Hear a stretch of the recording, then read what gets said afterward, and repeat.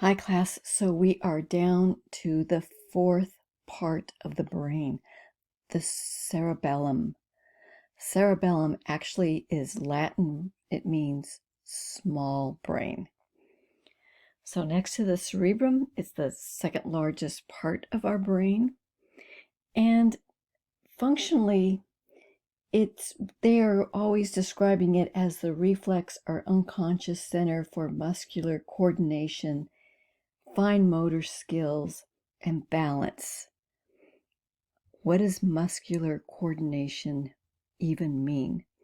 It means it's getting information from the cerebral cortex, those motor commands from the precentral gyrus, and it is figuring out, it's fine-tuning that information and figuring out exactly how many muscle fibers are needed in whatever groups of muscles to get a fine, smooth, coordinated action of all those muscles. And it's using a part of the cranial nerve 8 that we'll get to, the vestibular cloacular nerve, which is involved with balance. So it's getting some sensory input on our balance. So if you've ever taken Tai Chi, or you ever seen anybody do Tai Chi, when they are moving their body and these fluid motions and they're balancing themselves and their muscles are contracting to give them this nice fluid motion, that to me is the cerebellum. It is coordinating all that, all those muscles coming together, firing exact moments, how many muscle fibers are needed to keep us in balance when you're doing all those intricate muscle movements. So enough on my explanation of what the cerebellum does. But if you had damage to the cerebellum, that's when you see what it is actually doing. And in fact, when they are doing DUI checks, roadside checks, and they are telling you to walk in a straight line and you're stumbling, if your neurons are intoxicated, that is basically, they are testing the cerebellum's ability to coordinate your muscle coordination and your balance. So the DUI checks, they're checking the cerebellum. And if you're intoxicated, the cerebellum is not going to be doing that, doing those fine-tuning very well. We've seen this before. So here we go again. Here is the back side of the brain. So here are the occipital lobes. Here is the cerebellum. So remember, the cerebellum is separated from the occipital lobes by the transverse fissure. And in that transverse fissure sits what dural fold? Do you remember that? That is the tentorium cerebelli. So just remember that. And just like the cerebrum that has two hemispheres, the cerebellum has two hemispheres also. So it has a left and a right cerebellar hemisphere.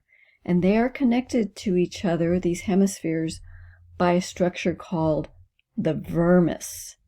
Now, vermis actually means worm. It kind of looks like a little worm. Now, this is a view, a superior view, so you would be looking down on the cerebellum. So you would be looking down on the cerebellum. We can't see the top surface of the cerebellum right here.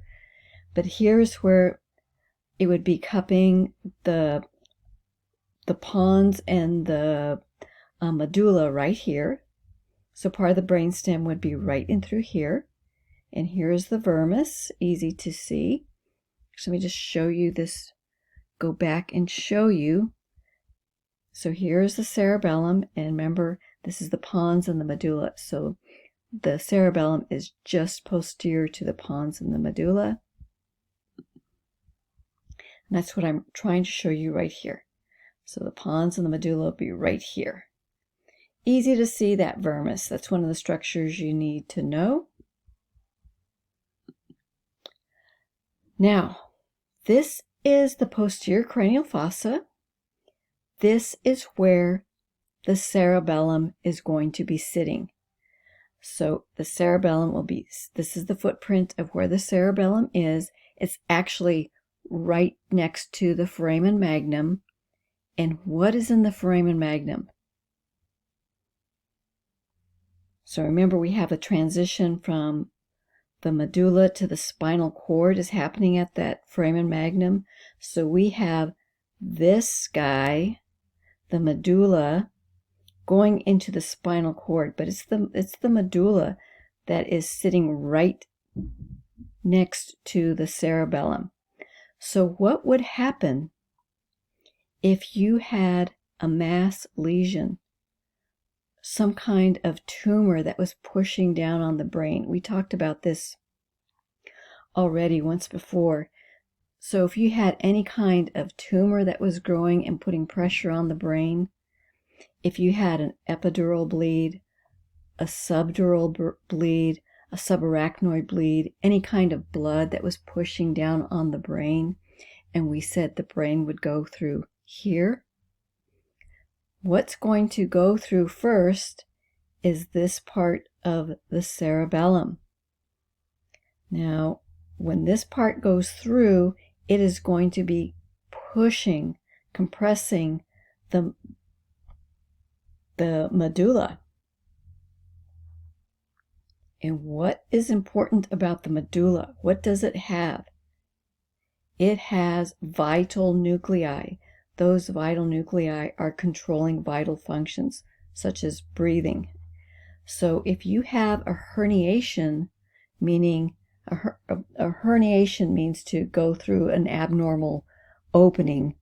If you have a herniation of the brain and it starts going through this opening, which it should not normally do, you're going to have compression of the medulla from this part of the cerebellum, and you will die. You will stop breathing.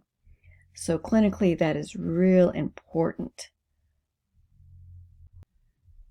So here we have a mid-sagittal cut of the cerebellum. So they've cut right through the vermis, and this is what you're seeing. So just like the cerebrum, the gray matter of the cerebellum is on the outside. And deep to that gray matter is this beautiful pattern of white matter. Look at this. Isn't that beautiful? This white matter is called the arbor vitae. Arbor means tree, vitae means life, tree of life.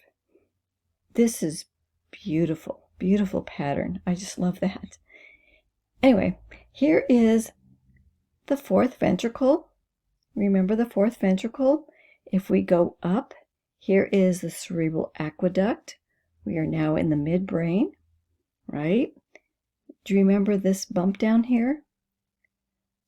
This is the inferior colliculus. This is the superior colliculus. This is all the midbrain, cerebral aqueduct of the midbrain, and this is the pineal gland that's part of the diencephalon.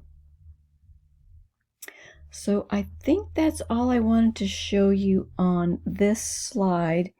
I'm going to be showing you a neuroanatomist. She has some great dissections of the cerebellum that I want you to see, and hopefully it'll help you visualize it better. And she's also going to be showing you some patients that have cerebellar disease. So it's good to see actually what this cerebellum is actually doing for you. And she'll be using a word called ataxia, or you'll be hearing that word ataxia, and ataxia just means, A always means without, and then taxia actually means order. There's no order in the muscle movement. So you'll see what I mean when you watch the video. So let's go to her video now.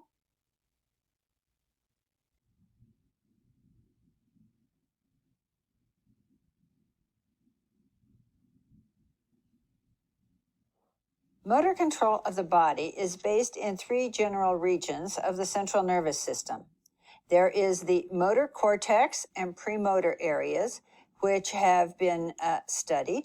There is the cerebellum, which is the topic of our discussion today, and it can be seen here underneath the hemisphere. And there is the basal ganglia, and we are not talking about them today. That will be a different discussion. Now, let's remember a couple of basic things as we approach the anatomy and function of the cerebellum. And that is that the right hemisphere of the cerebellum works with the right side of the spinal cord. And the right side of the cerebellum works with the left side of motor cortex. That is because we have the cortical spinal tract that descends and crosses.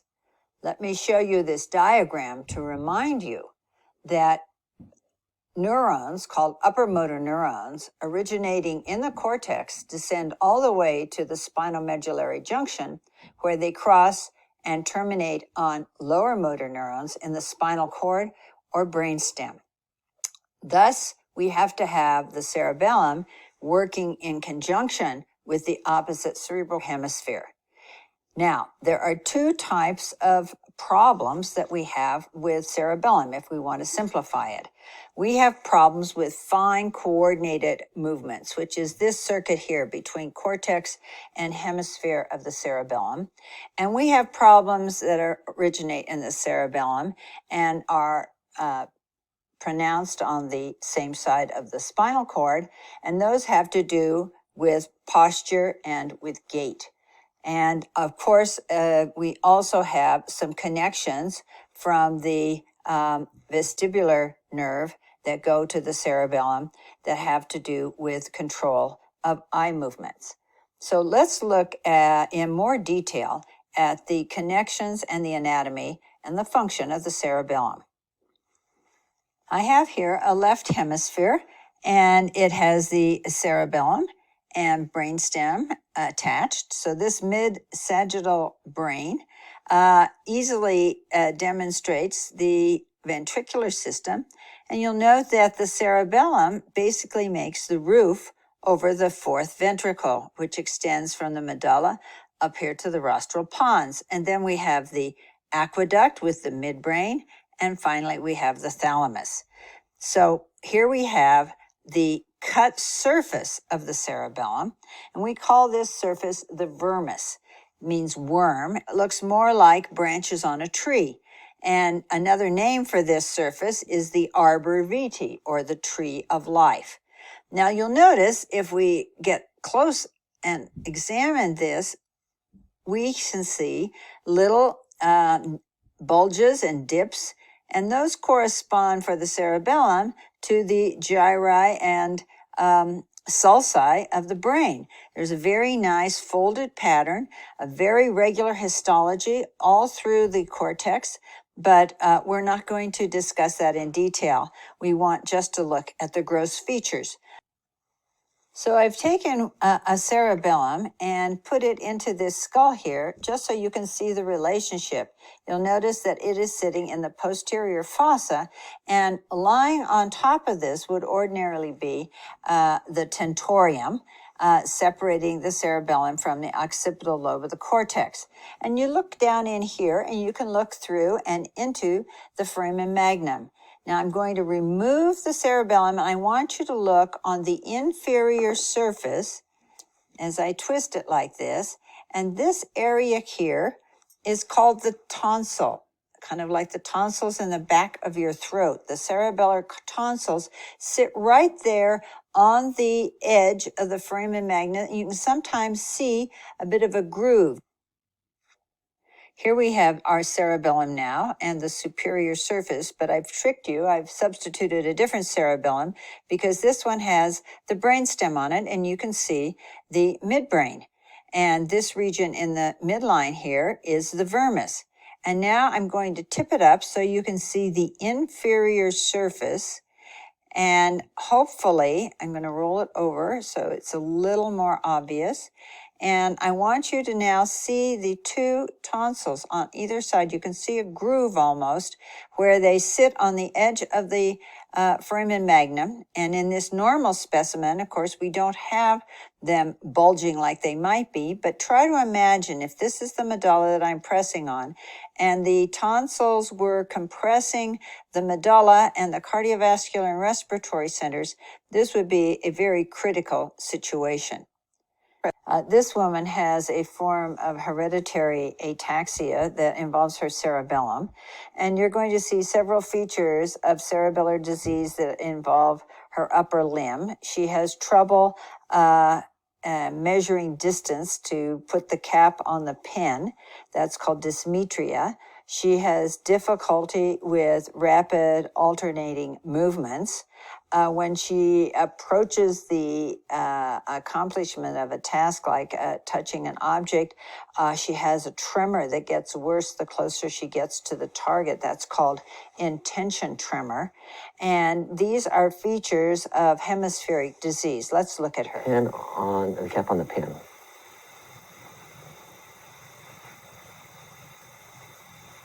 Okay, good. And now I'm going to hold the cap out here and you can put the pen on. Okay, and the other side, the same thing. And put the cap on the pen.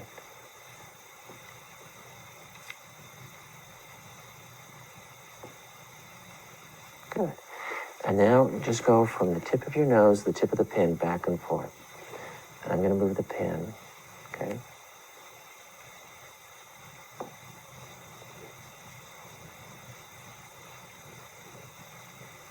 Good. Another hand.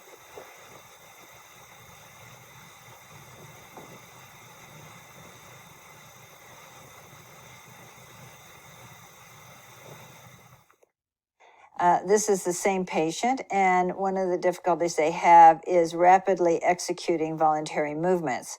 So when told to put her finger and thumb together, she has difficulty, particularly you can compare the right and left sides. And also at the end, she turns her hand back and forth on her knee, and it's a bit awkward. And this is a test for a condition called dysdiadochokinesia. Can you just tap on one side just as fast as you can? And tap on the other side. And hold your arms like this. And just flex at the elbows. No. Yeah, just like this. There you go. And I want you to just take one wrist and just rotate it back and forth. Just one side. Just back and forth. And the other side. And the other side again. And this other side. Okay? And now I want you just to pat front, back, front, back, front, back.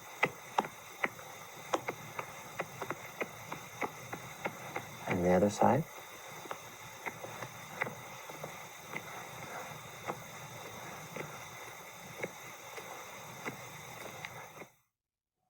This same patient also has difficulty with her vermian regions, and you can see this in her difficulty with walking.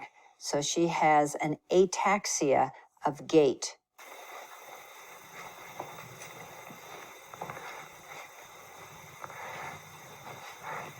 Okay, that's fine. You got your balance? Switch hands. Okay, that's right. That's fine. Let's go back. Okay. And if you can just turn and face the camera.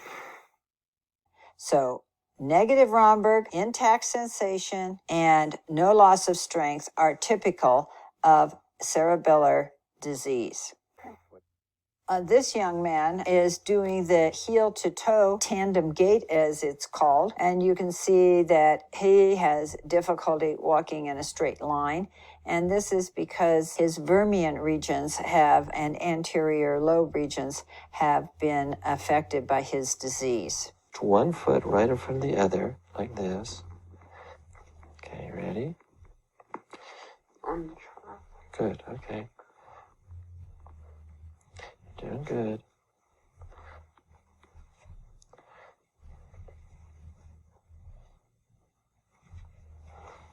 Okay.